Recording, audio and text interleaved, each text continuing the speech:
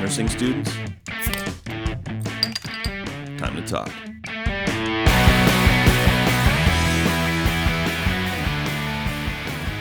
Welcome to the Real Talk School of Nursing podcast. I'm your good and faithful host, Michael Smith. Thanks for continuing to subscribe to the show. Write into the show at realtalknursing@gmail.com or use Facebook Messenger or contact us through Instagram or Twitter to share your experiences, ask questions, and give feedback. Thanks for supporting our friends, affiliates, and sponsors. And thank you to everyone who started following us on Instagram, Twitter, and Facebook. More listeners means more and better shows. Make sure to share the episode with classmates and especially underclassmen and cohorts.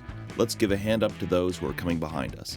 Welcome to this community of fun, engaged, and supportive nursing students and nurses.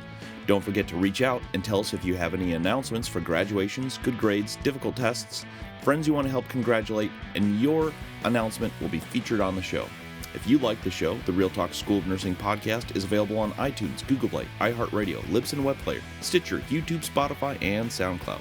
So, go to wherever you download podcasts, subscribe, rate us, review us, write into the show, and smash that subscribe button. Remember, leave only 5-star reviews because that's the only ratings that count to get us noticed by more nursing students.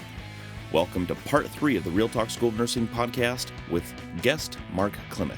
Let's get this show rolling.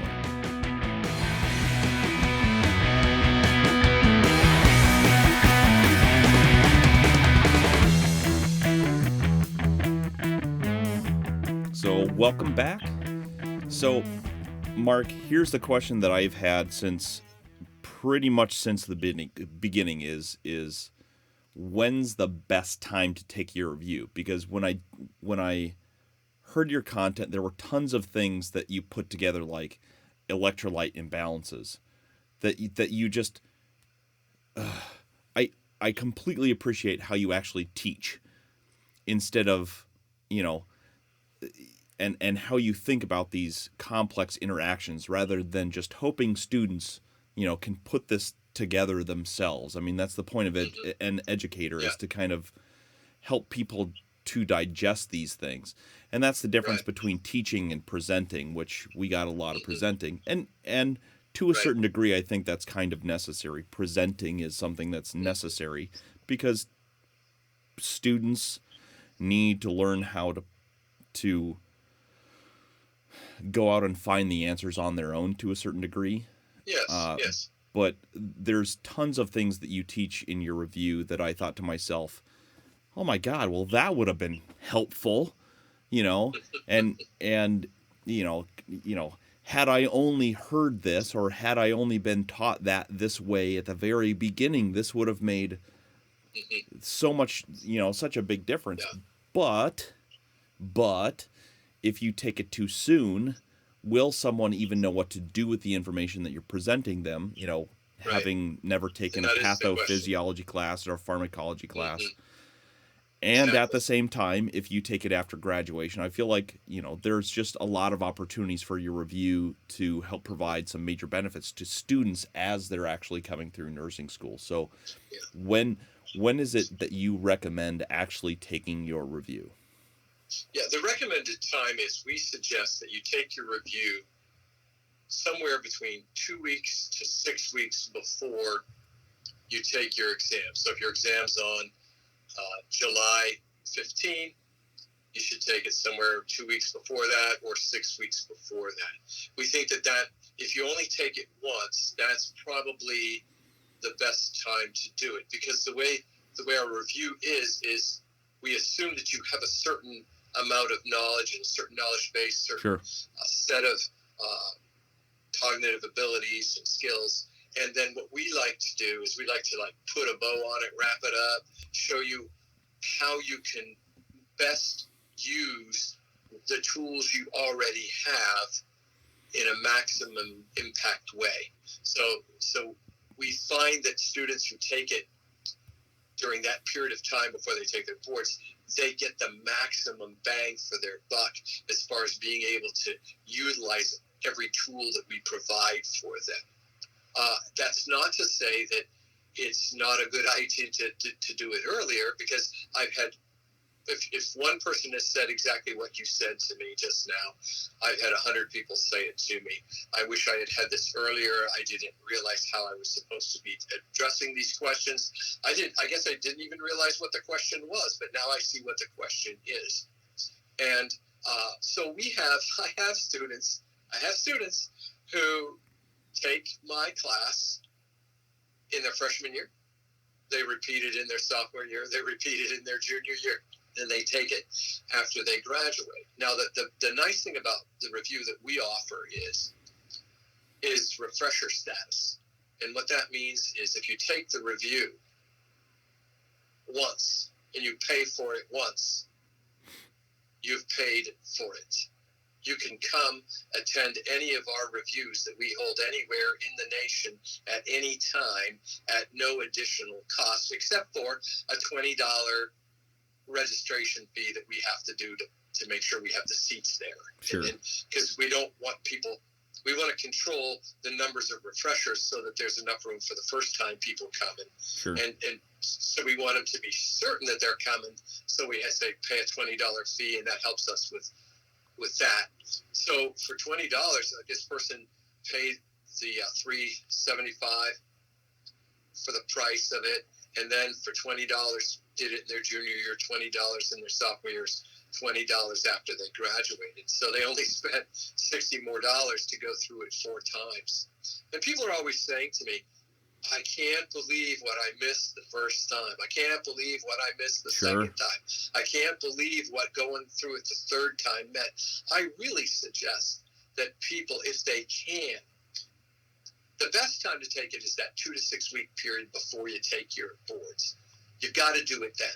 You have to. But we suggest that we really encourage people. Like right now, I just did a review in September, end of September, which is the graveyard for board reviews because no one's taking their boards at that time.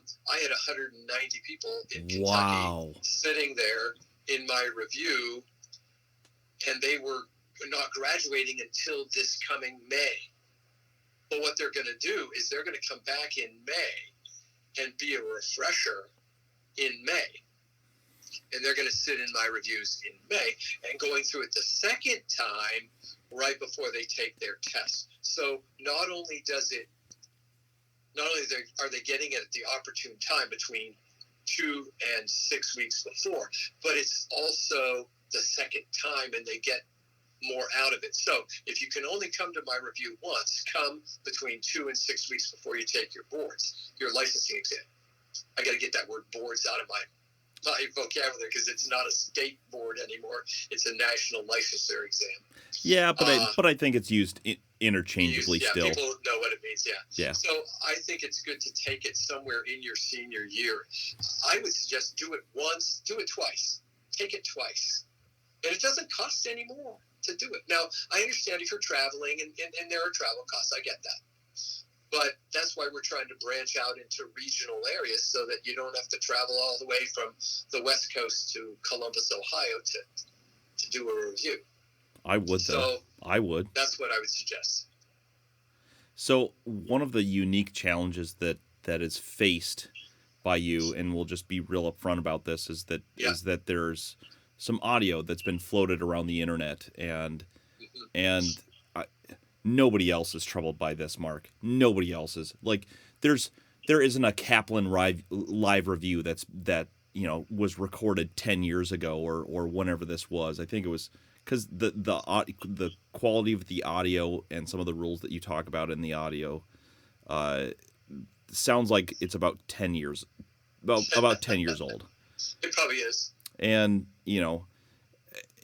and there's still good stuff on it, but nobody, Kaplan does not do this. There's no Hesse live review audio that's going out there that's being shared like that. And as another small business owner, it ticks me off because this is your intellectual property. And for anybody who's listening, yeah, I know you're strapped for cash. I know you are, and I'm gonna get up onto my what do you call it, the soapbox? I'm gonna get up onto a soapbox for a minute as a small business owner and come Mark does not need my defense, but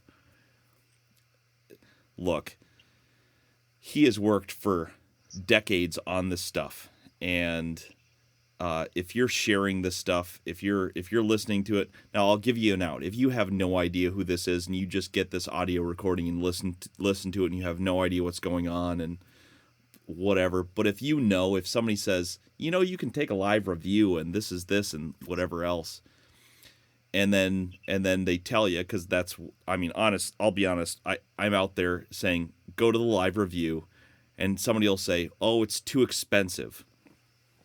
I don't have money for that. And I go, okay. So let's talk about math here for a second.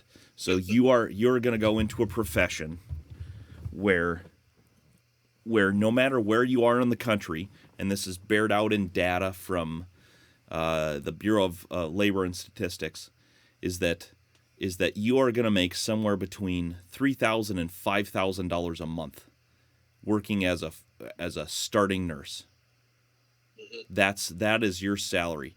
And so let's pretend that you don't want to take a live review from anybody except Mark. So you have to travel from, I don't know, what's the furthest place in the continental United States that you can travel to get to Ohio? Alaska. Well, I'll say lower 48. We'll just say lower 48. Yeah. Let's, not go too extreme. Right. But let's say, okay, fine. Let's say Alaska. Let's say it costs you $1,500 in airfare, and then it costs you $400 in accommodation, so to stay at a hotel, and you pay $50 a day for a rental car or something like that, or whatever it is, and so you're at $2,500 to go to your review for 3 days in Ohio from Alaska. Your class pays for itself in the first month, provided that you pass the NCLEX. Right. And I think about that and I just go, how could you possibly justify to me or to anybody else out there that you don't that it's too expensive to go? So why is your review? So obviously there's value in your review and the stuff that you do. Stepping off the soapbox now. but again, nobody else has this problem. So clearly your review, your intellectual property has real value. Why is your live review so much different from others? Well, I think one of the things is a live review. There's so much to learn. Communication, what they say, 80% of communication is nonverbal. Yep. And when you do an audio, and you just run an audio, even though it's really, really good audio, you're missing so much of the nonverbal. You're missing so much of the examples. You're missing so much of the discussion during the breaks. You're missing so much of the of what I present in my visuals and whatnot. And people will say to me, I've listened to these tapes and I said, I've got to come hear him.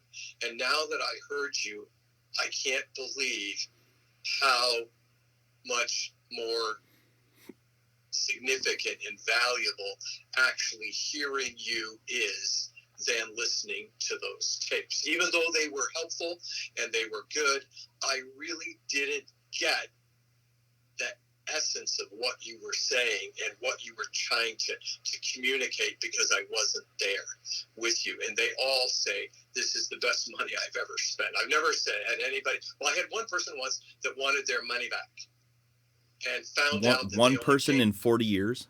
Yeah. And they had only been to 1 hour of the review. And then they left the thing. So it was kind of odd. But I agree with you. I get a little frustrated. To me, I'm obviously in this for one reason, and that is, there's two reasons. Yeah, it's a business, so I make money. Okay, yes, definitely. I'm not going to lie about that. But the other thing is I want people to be successful on their licensing exam so they can enter the profession that they've devoted so much blood, sweat, and tears to for 3, 4, 5, 6, 7, 8 years. And I really get great satisfaction in them passing. And I really want to do that. And so I want nothing more than the people who take my review to pass.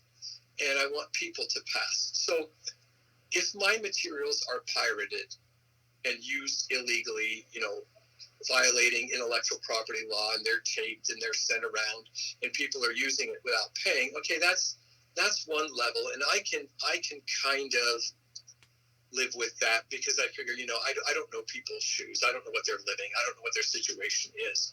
And if it can help somebody, I'm making good enough money that I can live with that. But what I get a little frustrated with is when I see people online, and I could give you 2 people right now that are online and they're selling my intellectual property. And they are profiting from my intellectual property. That I have a real issue with. And I do have lawyers, and they will be shutting, and we've shut many people down. And they'll be shut down too. But I guess what I'm saying is if it's helpful and valuable on an individual basis, I guess I could live with people using it to facilitate their success. But I really have a problem with them profiting financially from using my materials and selling them online. So I think that's what I have the biggest problem with. I also am somewhat affirmed in the sense that if people are using the materials without my permission, and it's fairly commonplace and valued, then obviously I'm meeting a need. Obviously it's doing the job. Right. And it's effective. And that's very affirming for me to know. Because the last thing I want to do is take $375 from 200 people sitting in a room and an hour in there going, this was a ripoff.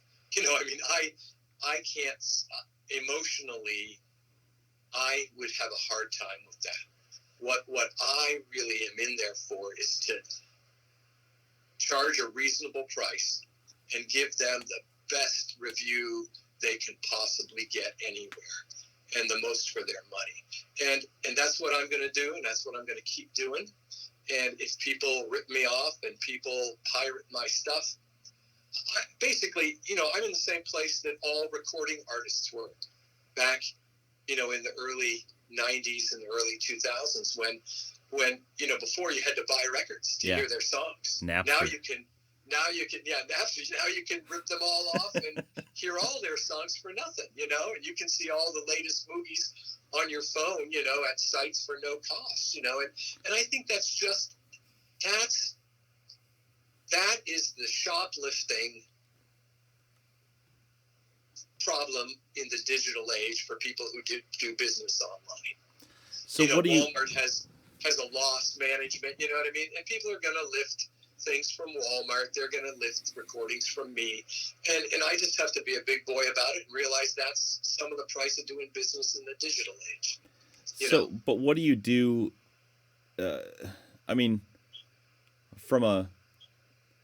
From a nursing standpoint, not just as a business standpoint, but as a nursing standpoint, you're saying, okay, if I'd listened to the first session of your audio, and then you and I had this conversation, and you had said to me, he says, all right, Michael, buddy, pal, you are going into the most trusted profession in the United States, and you're going to start off by listening to stolen audio. Right. Is that integrity. I feel that way. I really do. And again, I'm not pulling the wool over Mark's eyes. I'm not pulling over the wool over anybody else's eyes. I listened to the audio and I had no friggin' clue.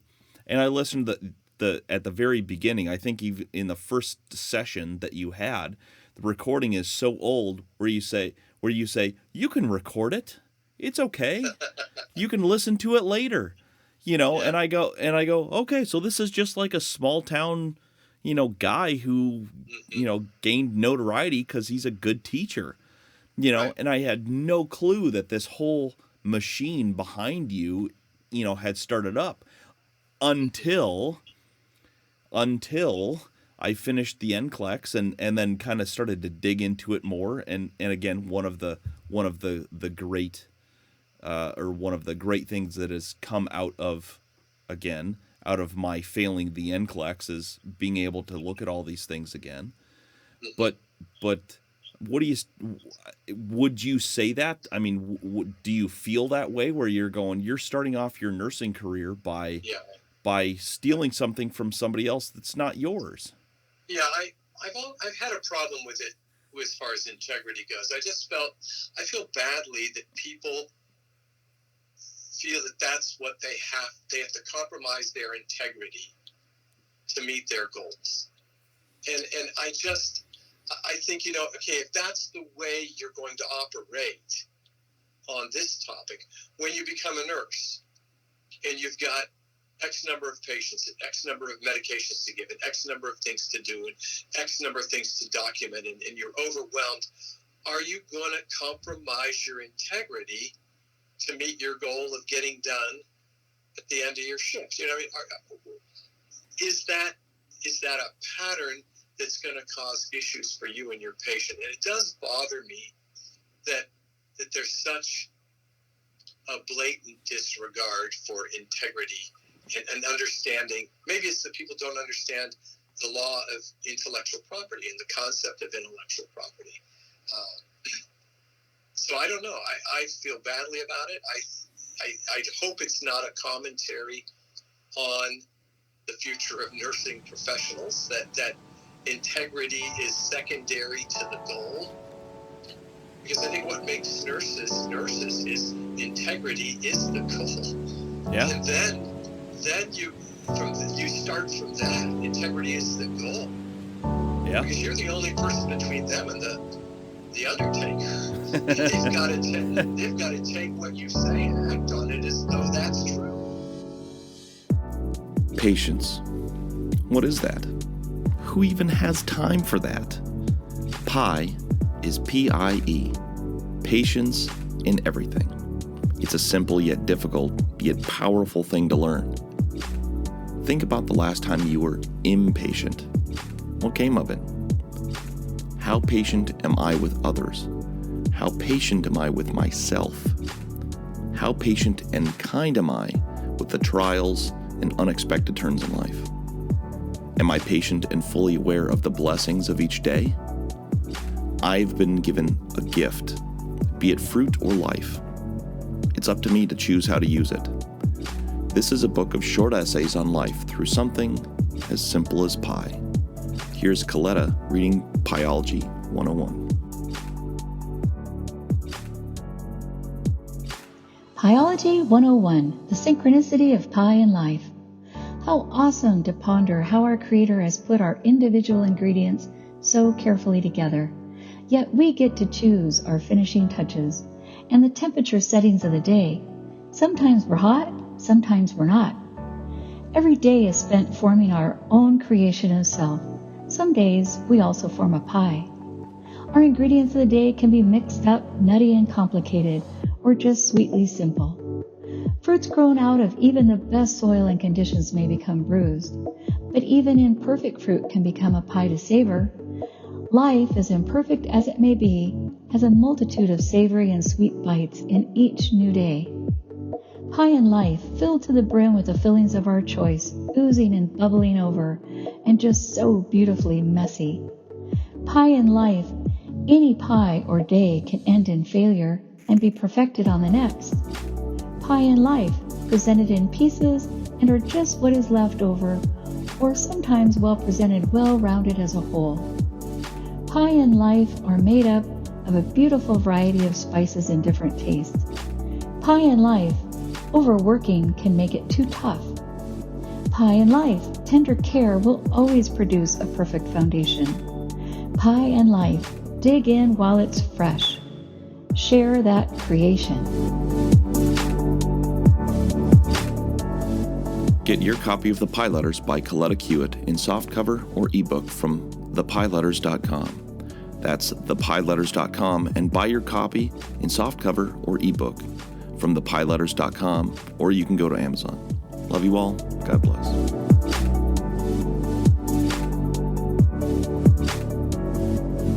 You're listening to the Real Talk School of Nursing podcast.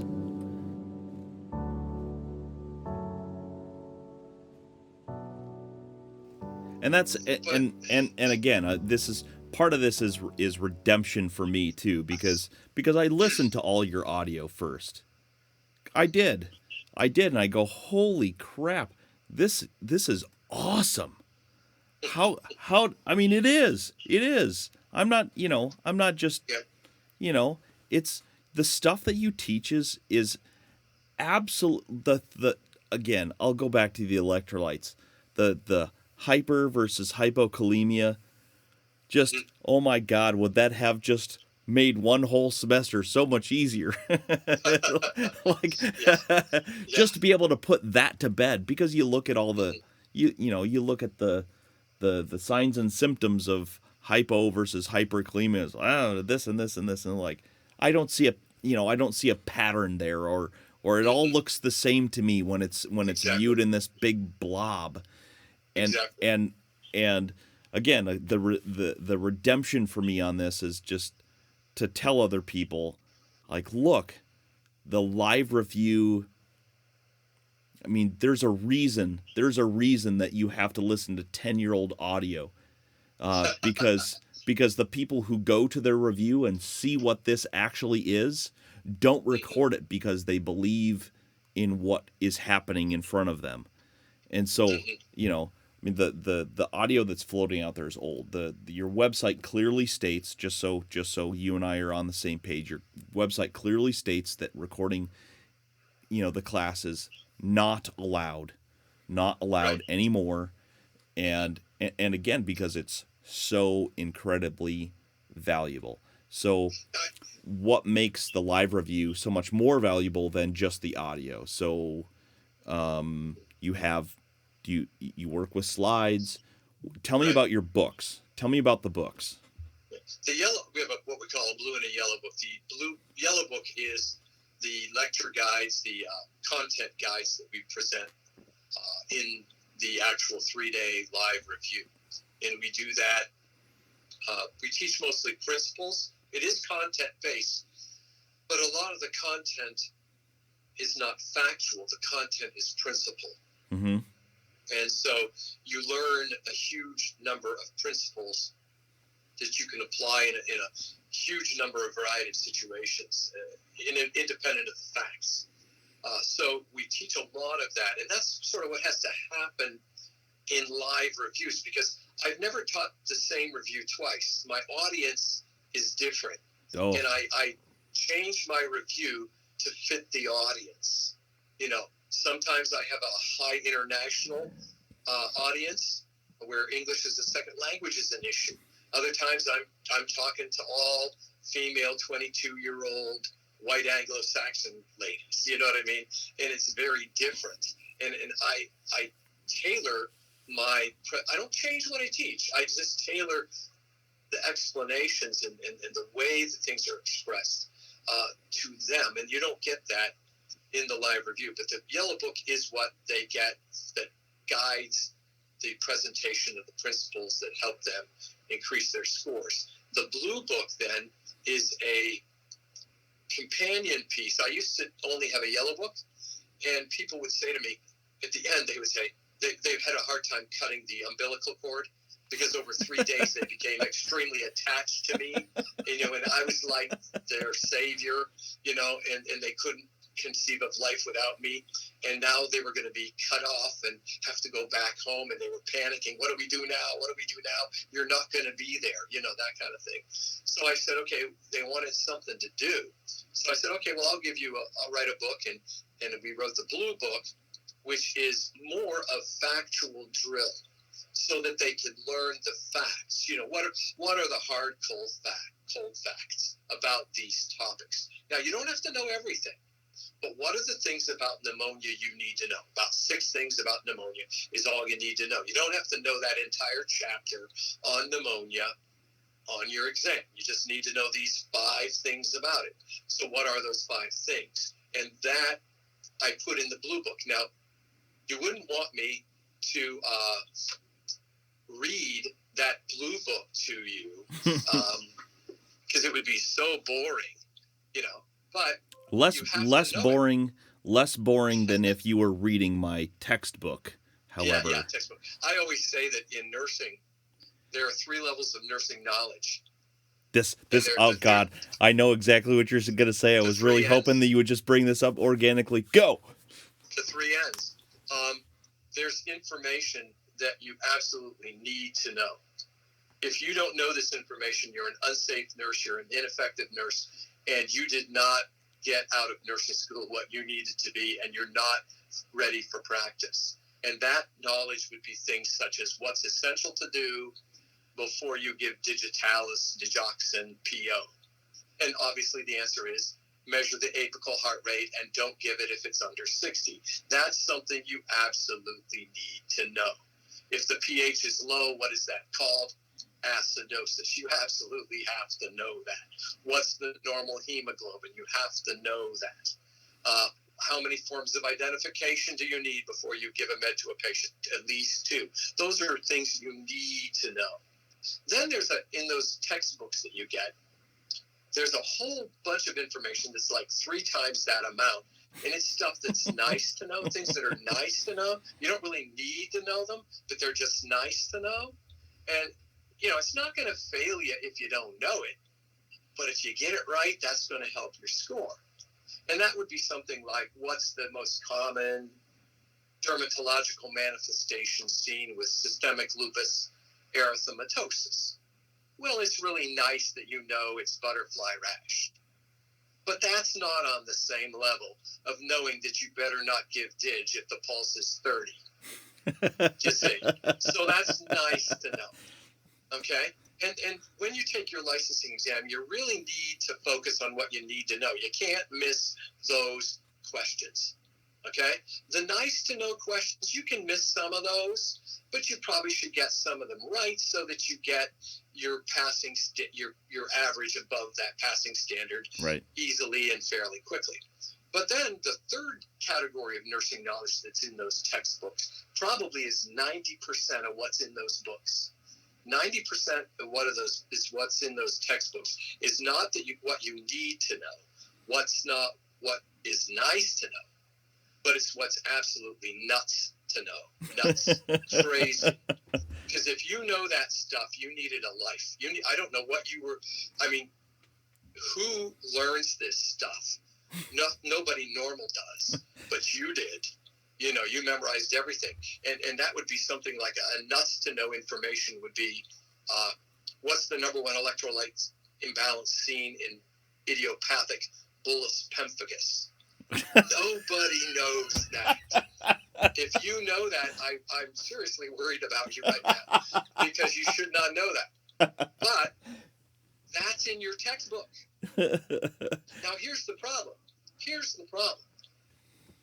In your textbooks, there's need to know, nice to know, and nuts to know. And 90% of it is nuts. And nobody points out the need to know. So what happens is, in those 1,300-page textbooks, the need to know is totally lost in the nuts to know. And so you're reading this chapter, and you have no clue what is important here. What do I really need to know? And not just that, you're reading through the chapter. Probably 90% of students out there try to read a textbook chapter like a novel. Oh, yeah. So, I mean, I was in my last year of nursing school before one of my instructors said, "Hey, do you know how to read a textbook?" And I go, "Well, I thought I did. Tell me, please." Yeah. I tell students that one of the turning points in my educational career was when I started not having what I call the mall phenomenon when I read my textbook. The mall phenomenon, like a shopping mall. And they could look at me like I've got six eyes, and I say, what I'm talking about, the mall phenomenon, is this. Have you ever jumped in your car and you start driving, and you've been in your car for 15 minutes, and you end up at the mall, and you can't remember how you got there? You don't remember turning left, turning right. You don't remember this street. You just ended up at the mall, and you don't remember how you got there. I said, when I used to read textbooks, I would start on page 150, and I would end up at page 210, and I would say, how did I get here? How'd I get here? I don't remember anything between page 150 and 210, but I know I read it. I'm here. I have to have read it. Otherwise, I wouldn't be at 210. I'd be asleep before 151. Oh, I tell you. A nursing textbook is better than a barbiturate and a glass of wine. It'll put you to sleep in no time. You know what I'm saying? It will put you to sleep. I mean, I'm just saying, I wish I could read a textbook like I read some of the other things I do for recreation.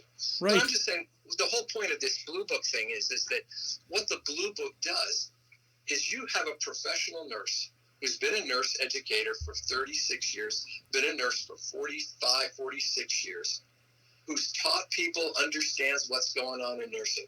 And I have sat down with all of these books, and I have pulled out of these books the need to know, so that you don't have to spend your time learning and reading, studying for the NCLEX, wasting your time on nuts and nice. You get the need to know in a very half-inch thick book, that if you know those 5 things about pneumonia, there isn't anything they're going to test you about pneumonia that didn't cover.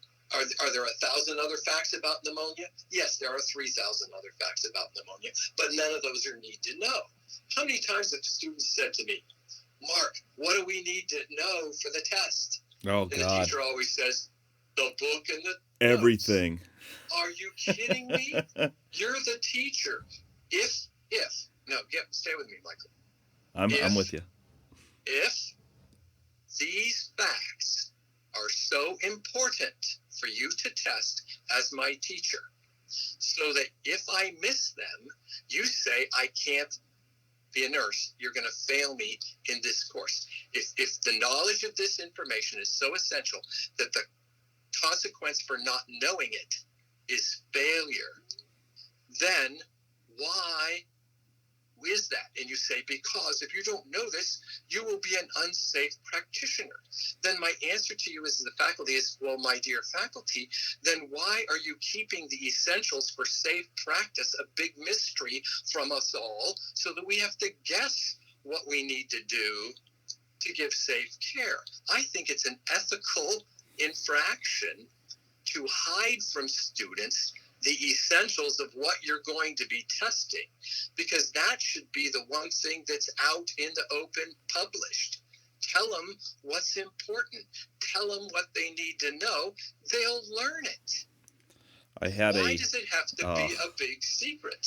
That is my soapbox. Okay. No, I love it. I had one instructor who was my maternity OB. She was a midwife from, oh my gosh, now I can't remember the school, out in Missouri. It's like this old school midwifery school where it started, and these midwives are going out to like these, sod cabins back in frontier days on horseback. But that's the legacy of the school, and they're still very tied to that legacy. And the school is amazing. It kind of makes me want to go there. But that's where she did her midwife training, and she was that type of person. And I remember going through and doing my OB clinical, and I think every single one of the nursing instructors kind of expected all of the guys, all 4 of us in my nursing cohort, to be just these, OB idiots. Yeah. Even though, let's see, let me think through all the guys that are in the class.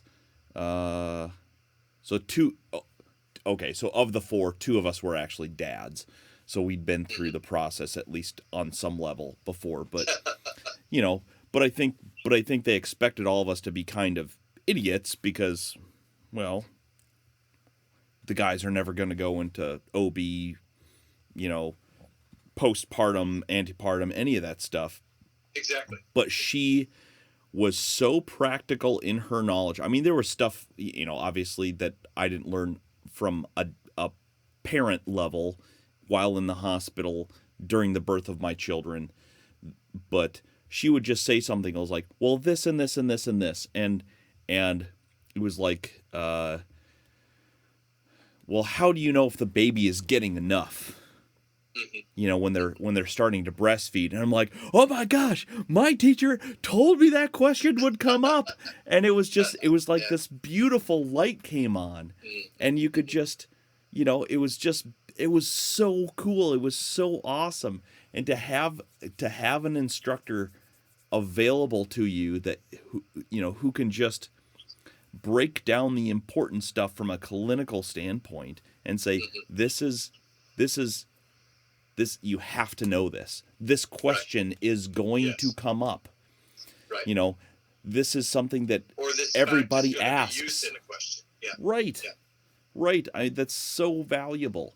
So tell that's me. What the Blue Book is. The Blue Book is that, and it's presented in a unique way. It's the only book on the market that's presented in drill form, where the question is asked for you, and then you have to answer it, and then you check to see if you're right. And what it does is it doesn't let you move on until you've learned the previous. Mm-hmm. Whereas if you read a textbook, you can have that mall phenomenon where you start at page 150, you suddenly get at 210, and you haven't learned a thing.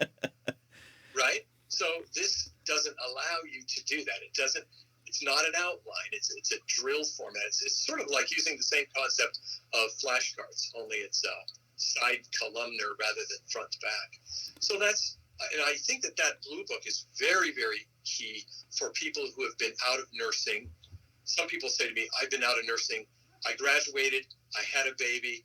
I had another baby. My mom got sick. I took care of her while she was dying. Right. It's now 12 years later. My kids are in school, and I want to take my licensing exam. But it's been 12 years. And I say, Blue Book, honey, Blue Book, Blue Book, because that's going to brush your knowledge base up to where everybody else is graduating May of 2019. It's funny. You say that like that's the most extreme circumstance, but I can't tell you how many people that I've read similar stories. It's super common. Like way more common than you would think. They were like, I graduated in 2004. And life happens. And life happened. Mm-hmm. There's more to nursing school and the NCLEX than content. Exactly. So I try to encourage them and say, your thinking is still there. The facts may be rusty. Brush up on them in the Blue Book, but your thinking is there.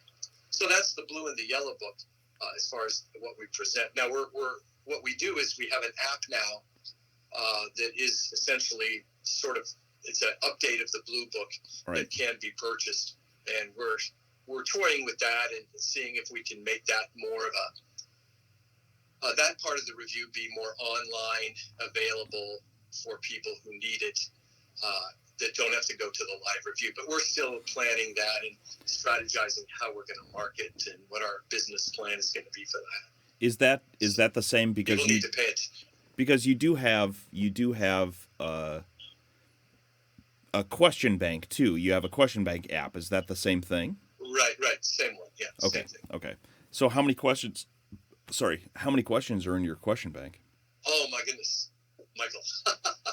I don't really know. I know there's over 200 topics, and there's probably at least 15 questions per one, so there's probably 3,000 questions easily in that book. Perfect. But they're not multiple choice. Select all the time. Yeah, because there's... Yeah. Oh, say that again. Sorry, say that again. They're not select all apply, and they're not multiple choice. They're factual. They're making you learn the facts. Because, Michael, here's what I've found in teaching nursing for 30-some years, is students will come to me and they say, I knew the material, but I'm not a good test taker. Yep. And so I sit down with them and we go question by question over the exam. And you know, Michael, we're not 10 questions into it, and already we've hit 3 questions where they did not know the facts. They thought they knew them, but they didn't know them. Mm-hmm. And so poor test taking can hurt you, but when poor test taking is linked with a weak knowledge base, that's when it will fail you.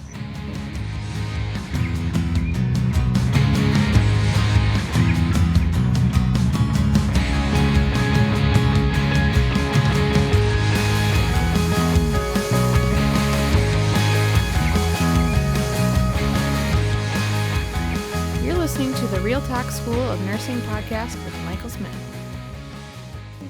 And so what we try to do is increase the knowledge base and teach the principles, because here's my thoughts.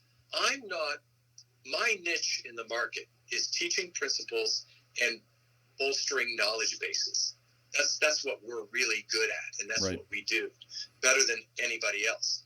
There are other companies out there on the market that have banks of multiple choice and select all that apply and prioritization and chart questions and all. And they're good. They're good. I can find fault with them, because I'm picky. But they're good enough. They're good enough, okay? I am not. So what I like to do is teach them the principles, bolster their factual knowledge, and then say, okay, now go use so-and-so, go use so-and-so, and use their questions. They're good enough. And I like to, in that way, I'm not reinventing the wheel, and it's not really my niche, and they're doing a good enough job. So I try to encourage people, now go out and do 3,000 questions on something mastery and T-World, let's say. Okay, you know what I'm talking about. Yeah, I do. So because they're just fine. So I don't have, people ask me, Mark, why don't you have a test bank like those companies? Because those companies aren't doing a terrible job at having it. Yeah, I mean, because what is it? I mean, is like 20% of the questions that are out there, the answers are out there, are factually wrong. Correct. Yeah. And and 10 that to 20%. And again, it's without having listened to all of my podcasts and stuff like that, which I don't fault you for because I'm teeny tiny compared to you, but I found fault, and one of the problems that I had with a certain they who shall not be named, I would go. They had, I thought one of the greatest assets that they had was like a chat mode during the week, during for 8 hours a day or so. You could go in and you could chat with a live person, and that I was just like, God, that is a great feature and stuff like that. Yep. But they had this infallibility. Or like I could tell them like, hey, I'm just telling you about there's 2 periods at the end of this sentence. And they would I'm not arguing facts or anything like that. Right. Hey, there's a little dumb typo just so you know. Yep. And they'd be like, well, did you know in some West African countries they put 2 periods at the end? We're like, oh, come on, you guys. So defensive. Come on. I was doing one of these national test bank questions about a week ago, and Michael, I got the following question. It said, your patient has an oral temperature of 74 degrees centigrade. What symptoms would they be exhibiting? Select all that apply. Death. 74 degrees centigrade is over 175 degrees Fahrenheit. Death. They'd be smoking. They'd be bubbling. You know what I mean? And it's like, are you serious? And I feel so bad because there are these new graduates, and they get a question like this, and they think, oh, what? Is that a normal temperature? And they go, well, it must be, and then that's the level of some of the quality of questions that you find on there. I have to find the because I took a screenshot of this one question. It was something about, how do you? I think it was like this patient is continually sliding down their bed, and their interaction and whatever else. I've seen this one. And I can't remember what the three of them are, but the correct answer was, put cinder blocks under the bottom of the bed. And I'm like, I wrote to these review people, these NCLEX experts, and I said, please do not teach these tiny little new nurses, these 22-year-old girls who are going to go out there, to run around their unit and try to find cinder blocks to put under their bed. And then OSHA's going to come in, and it's going to be a violation of safety. And it was $500 fee. 500. Yeah, it's 500,000. Yeah. So there are, but notwithstanding the fact that they all have errors, because if I wrote 1,000 questions, you're going to have some errors, right? With some of them too. The common thing is that everybody's going to have errors, but there are services out there after they take your stuff to get the principle-based stuff where if you go to one of the other services, it's going to be good enough to get you the practice with SATA. Exactly. It's going to give you the practice that you need. And even if you find something that's factually false with one of the other services, you understand the principles through Mark Klimek's stuff where you're going to be like, okay, I know the difference. It's the difference. Yeah. It's the dad joke. You can kind of go, I don't think so, Dad. Yeah. So and I try to teach them that. Have the confidence to say, no, you're wrong. I'm right. If you're wrong, learn from it. But if you know you're right, don't change what you know because of some multiple choice or select all the question. Don't change your complete knowledge base because you got a question wrong. Don't do it. It's a never-ending cycle. Are you tired of the same old badge reel? Do you have to wear the same scrub color as everyone else? Are your undershirts boring and kinda stinky after wearing your lucky shirt through 5-in-a-row 12s? You can wear your personality in other ways. Go to badgeladybynerdwear.com and check out her massive selection. Tell her you're a Real Talk School of Nursing podcast listener and use the promo code REALTALK20 at checkout for 20% off your order. Expect 2 to 3 weeks for custom orders and a few days depending on her actual job schedule because she's a real nurse to get your badges made and shipped. I know you'll treat her like your best friend at clinicals, so go to badgeladybynerdwear.com and order the coolest custom and original badge reels out there. Go to badgeladybynerdwear.com and use the promo code REALTALK20 for 20% off your order. That's badgeladybynerdwear.com and use the promo code REALTALK20 for 20% off your order.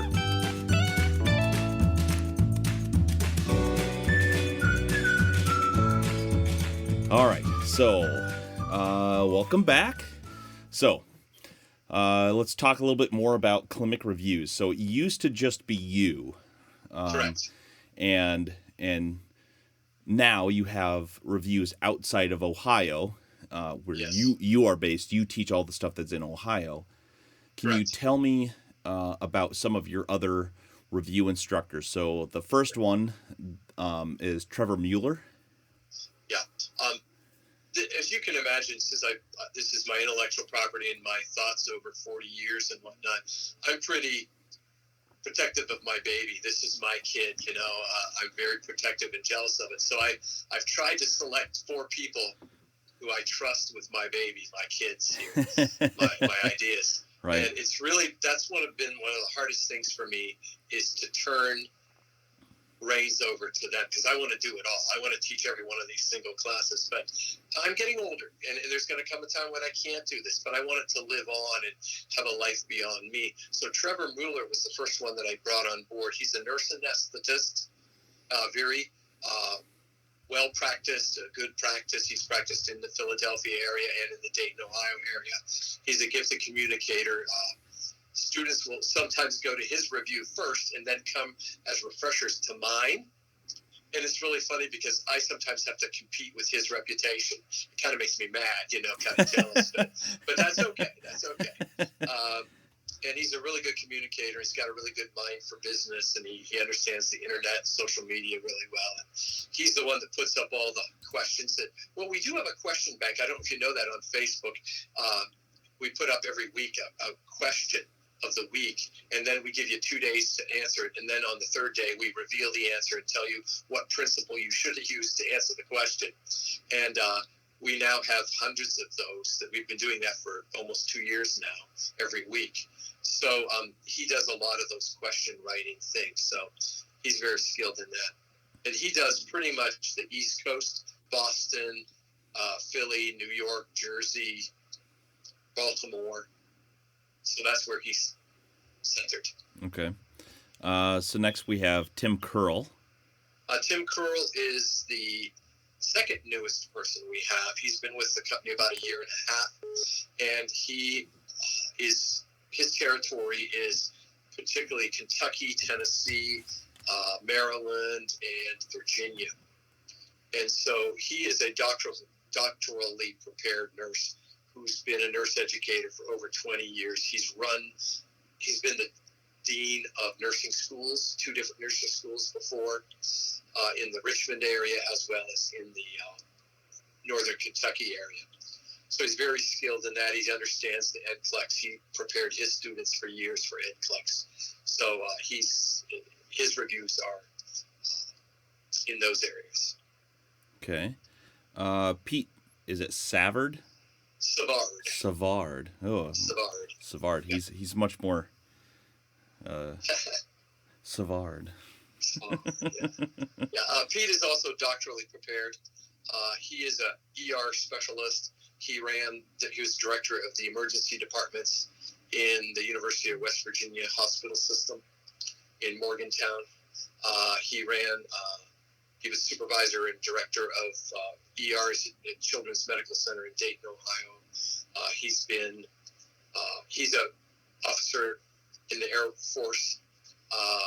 He was one of their disaster preparedness instructors for years, which is really great because he's really helped us with our NCLEX on disaster and terrorism sections, which are really hit on boards, but nobody's really teaching it or reviewing it. So that was and he's a very charismatic guy. He taught here at where I teach for 2 years, sort of in between assignments. And I was kind of jealous again because his reputation was starting to, the students liked him better than they liked me, and that's not cool for a teacher. You always want to be the big man on campus, and he was kind of replacing me, so I had to get rid of him, but no, not really.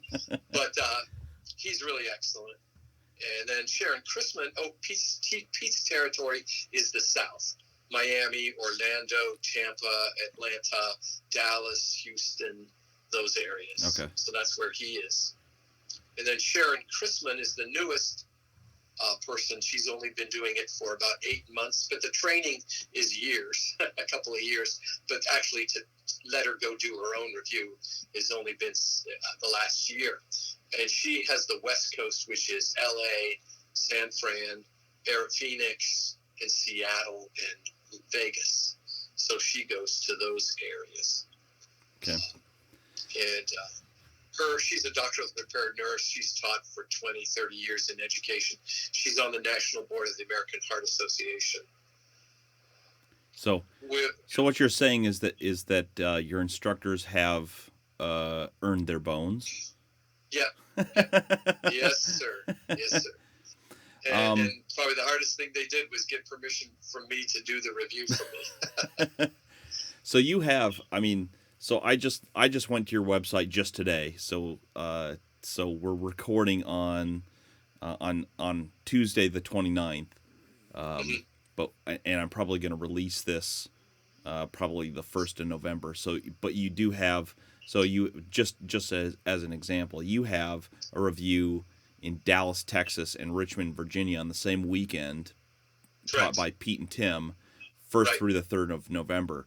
And then in December, I mean, you're in Dayton, Ohio, taught by you, Brooklyn, New York, Miami, Florida, Los Angeles, California, Seattle, Washington, and Columbus, Ohio, again, taught by you. So, and then, let's see. Oh, sorry. And then Midway, Kentucky, taught by Tim. Right. And then January, because you're, do you have an off season, kinda? Off season is July. Okay. So, and then January, February, March, I'm guessing probably more classes will come available. Right now the only ones that are on the site for purchase in January, February, March are Tim's review the first weekend after the New Year's. Then I have one in Cincinnati the second or third week of January, the second or third week of February in Columbus, and the second week in Dayton.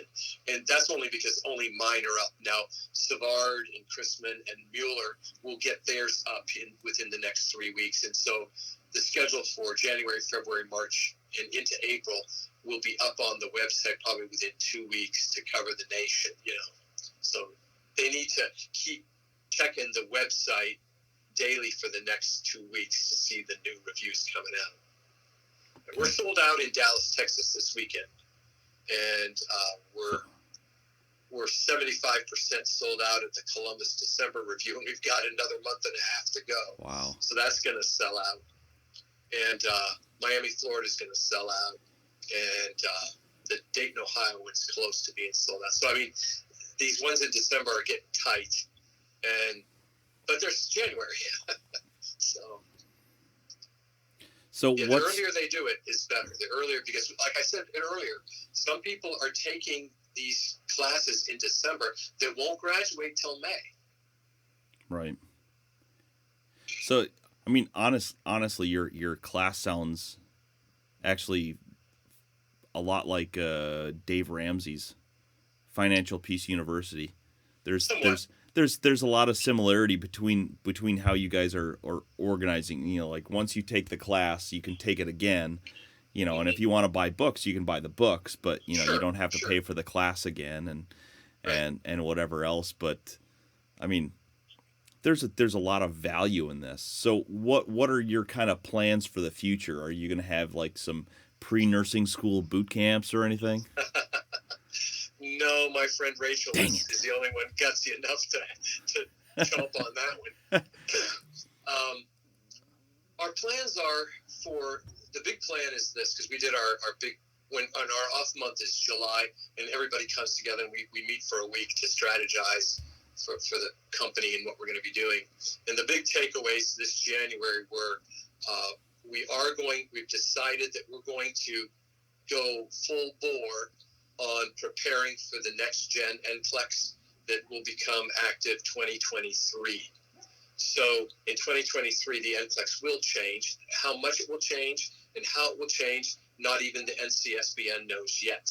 But they're doing research. They're doing prometric and metrics, statistical analysis, trying to find out what's the best way to validly and reliably measure competence and safety. And so things will change. And they won't be like they are now, but no one knows yet. So it's a moving target. But we are keeping our pulse on it. Trevor went to the National NCSBN convention in September, where they rolled out what they know now, and we will go to all of those conferences. We will subscribe to all of their publications. We will know the latest.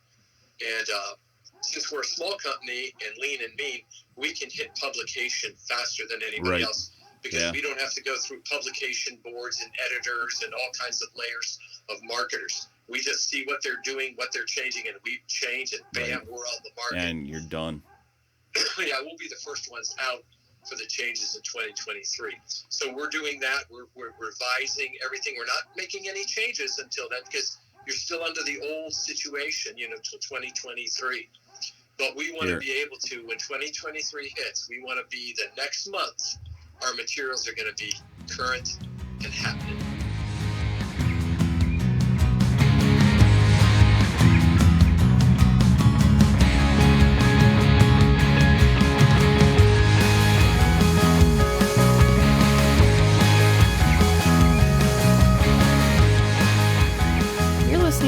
Real Talk School of Nursing podcast with Michael Smith. Yeah, so like you're pretty like within a month of 2023 or whenever, is it 2022 when it changes? 2023, because in 3 years is 2022, but the changes are going to be happening 2023. Okay, so it's 22-23. Okay, so but that's when, but I mean within a month you guys are going to be wheels up. You're right, good. Right, wheels up. So, yeah. I mean, and versus again, some of the larger, perhaps more cumbersome resources out there. You know, I mean, I remember going through some of the questions again in the review resource that shall not be named, because even bad press is still press. You know, where I'm reading this question and I go, okay, it was a question about a Vietnam veteran and they have this and this and this going on. And I go, okay, so at minimum, because they said they were like 45 years old or something like that. It was a 45-year-old male Vietnam veteran. So I was like, okay, so this is a 35-year-old question. Yes. Guys. Yes. You can do the math. Like, I because I don't even have to know anything about nursing or anything else like that. I can math. Exactly. And this is a 35-year-old question. Yeah, you understand that they spent a lot of money getting those books. It's like drug companies. You take a drug off the market, they spent money researching that, and they want to recoup it some way. They'll resell it as something, you know. Oh my gosh. So you just have to be aware of that. Yeah. So we're lean and mean, and we're taking it as a challenge and exciting endeavor to be the first and best out on the market when the new changes hit. That's so one last thing. I just want to I want to end on this, because this is out of everybody, out of every service that I have reviewed, from UWorld, which I have a very high opinion of. Yes, I do too. I think their service is very good, and the practice questions are very good. There's NRS&G that I used throughout school, and that was a really good like base, but didn't go. I thought they were short. They were good in base and short on detail. There you go. But I think the really nice thing about them was that their adaptive test at the very end, so their NCLEX was very good, but now they've limited. It used to be you could just take it. You could just take it as many times as you want. Now they've limited it to 3 times, which I think, takes their best asset and shackles it. I mean, really. That's a shame. But I hear what you're saying. Because I mean, one of the hard things about the test is the select all that apply, the SATA questions. Correct. It is. And when you're taking the review, or when you're doing the NCLEX, those SATA questions go from being, the bane of your nursing school existence, and become this little reward for doing well. So when you answer a question right, you get another one, and then you get another one, and so it's like this little carrot in front of you, going, yes, I answered that one right. I'm doing okay, and so you kind of get used to that.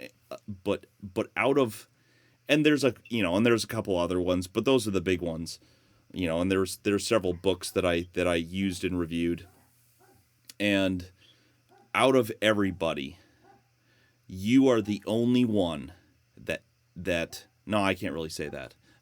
I can't really say you're the only one, but you are one of 2 that teaches instead of just presents. But I think that the way that you teach is head and shoulders above everybody else that I've reviewed. And I owe you. Thank you. I owe you a huge debt of gratitude, because I do credit a lot of my success, and even in practice, like some of this, again, the electrolyte stuff. just the electrolyte stuff. Seriously, guys, if you are looking for a review, that is a very, very important day. Do not miss the electrolyte lesson. But it's, it's just the way that you present. It's the way that, it's the way that you teach, not the way that you present. It's the way that you teach that sticks with you. And you can move beyond just the simple NCLEX, and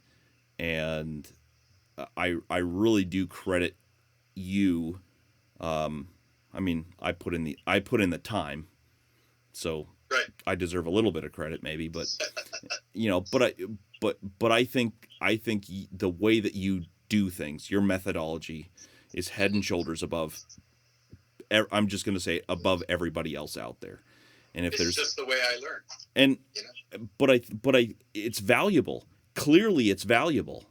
Right. And so if there's any question in anybody's mind about, what review they're going to take or what resource they're going to go, you've heard it from Mark. Mark doesn't say only use him and he's the only one you can go to, and if you use anybody else, they're crap. He doesn't say that. He says that, others are good enough. Learn the principles. Learn the big muscle movements, and you can get, all the other stuff is good enough. And I just, my God, if there was anything that I got from you, which plays into the theme of my show very much, the thing that I earned from you is confidence. Because I knew that's what we really try to bolster. And because there was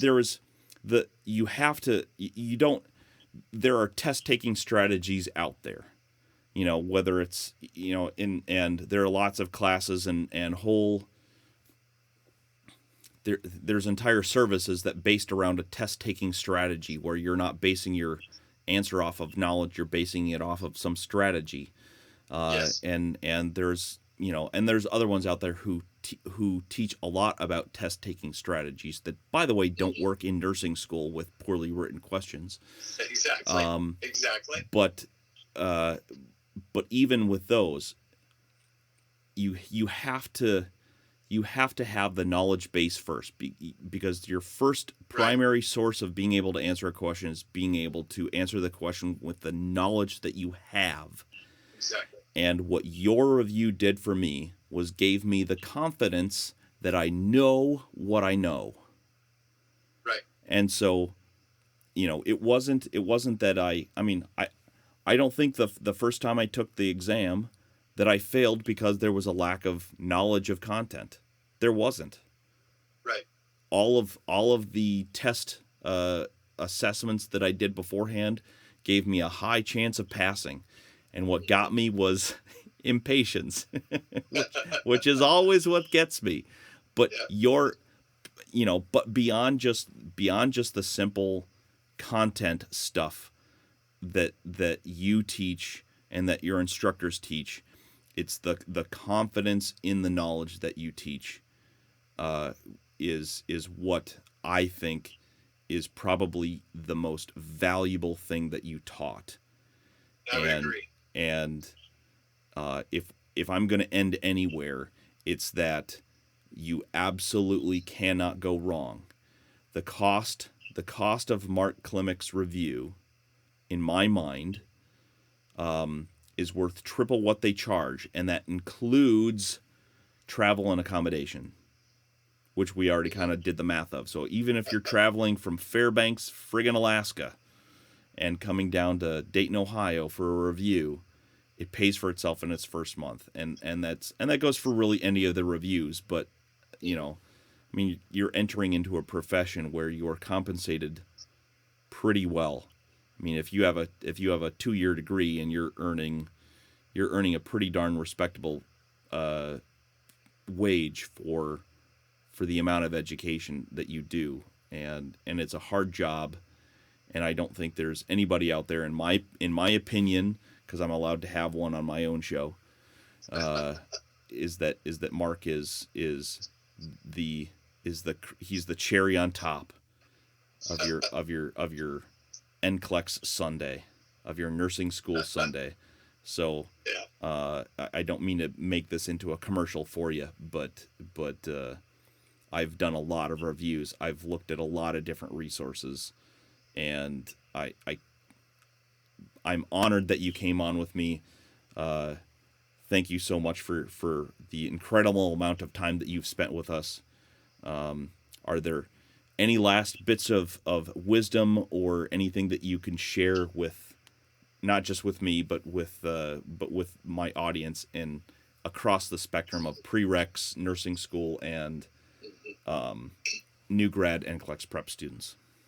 Well, the only thing I can think of is that so many students, they aren't meeting the expectations they had for their performance, and they're feeling defeated, and they go for help, and the faculty tell them, well, just study harder. So they keep studying harder and harder. They'll spend more time at it, and they spend more time at it, and they just keep pushing and pushing and pushing and adding more and more and more, and they're doing the same old things that they've always done, and they get so frustrated pushing and pushing and pushing to get to where they need to go. They push on the door. Well, my thoughts are, if you're not being successful with all that pushing, try something different. Pull. And our review is something different. Maybe the door pulls open. It doesn't push open. It pulls open. And you've been sitting there in school pushing and pushing and pushing and wonder what's wrong with you. Probably the door says pull. You got to do, if you want different results, you got to do something different. When I went into my first NCLEX attempt, I had certitude, and yes. Again, certitude is not the same as confidence. No, it isn't. And I went in and I knew I had it. I was like, it's time. I got this. My scores are good, know. And then I got tripped up by rushing and overconfidence and impatience, mostly impatience. And then the second time, after eating, a bunch of humble pie with a side of crow, I went to the review and I listened to the last lecture, and it was the very last line. I am not the crying type, my friend. I'm not the crying type. But that last little bit that, is like, look, you've made it all the way through nursing school, through all the crap that you did, and you made it all the way through. You got this. And it was, but it was just that stuff. And that's what I try to really hit on with the show is just, it was just that little push at the very end, be like, buddy, you've worked hard. Stay humble. You'll be all right. Yep.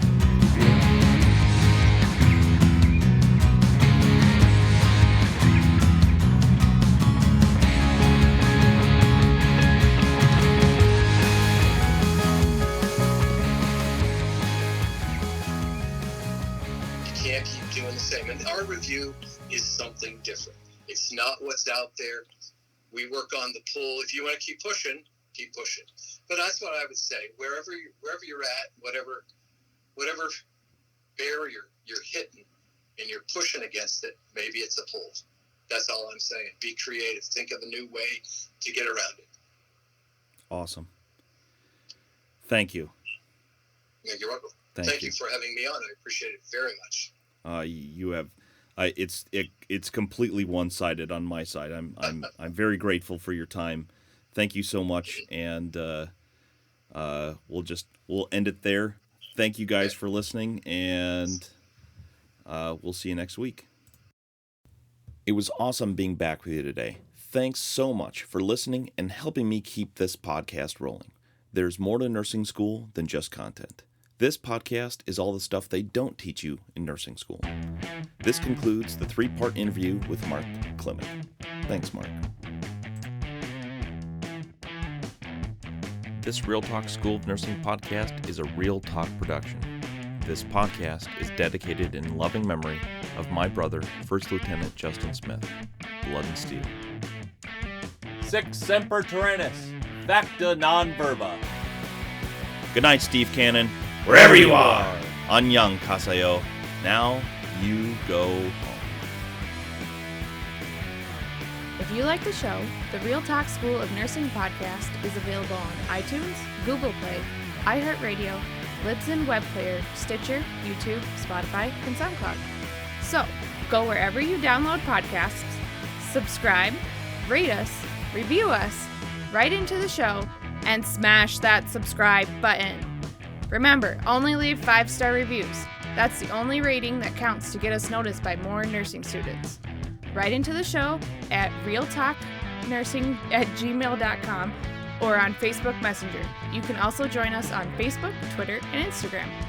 We're building a community of fun, supportive nursing students, and I want you to be part of this crazy nursing school journey.